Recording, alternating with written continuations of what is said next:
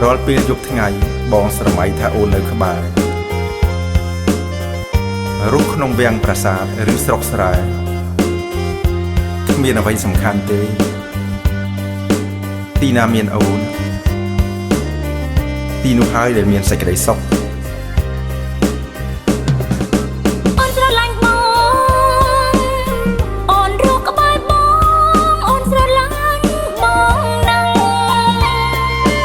ប្រលឹង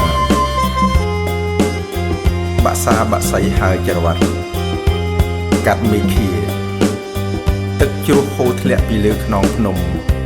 សំដៅទៅមហាសាគរបងសែនរន្ធត់ពេលខ្លះត្រូវឃ្លាតឆ្ងាយពីទ្រូងអូន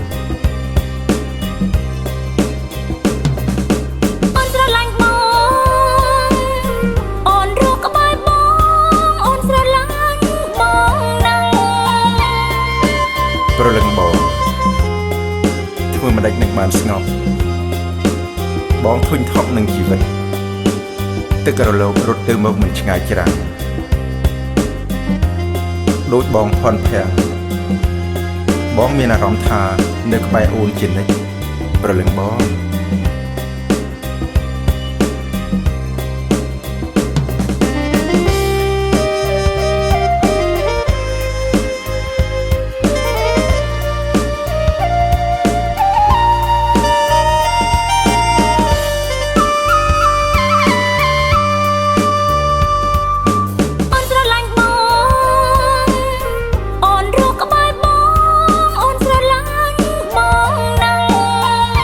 ប្រលឹង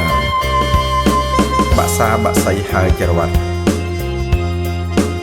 កាត់មេឃាទឹកជ្រោះហូរធ្លាក់ពីលើខ្នងភ្នំសំដៅទៅមហាសាគរបងសែនរន្ធត់ពេលខ្លះត្រូវឃ្លាតឆ្ងាយពីទ្រូងអូន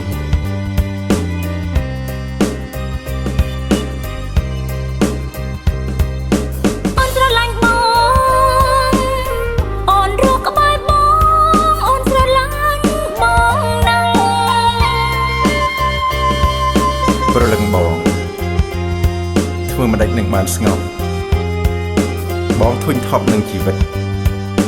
ទឹករលករត់ទៅមកមិនឆ្ងាយច្រាំងដូចបងផន់ភាំងបងមានអារម្មណ៍ថានៅក្បែរអូនជានិច្ចប្រលឹងបង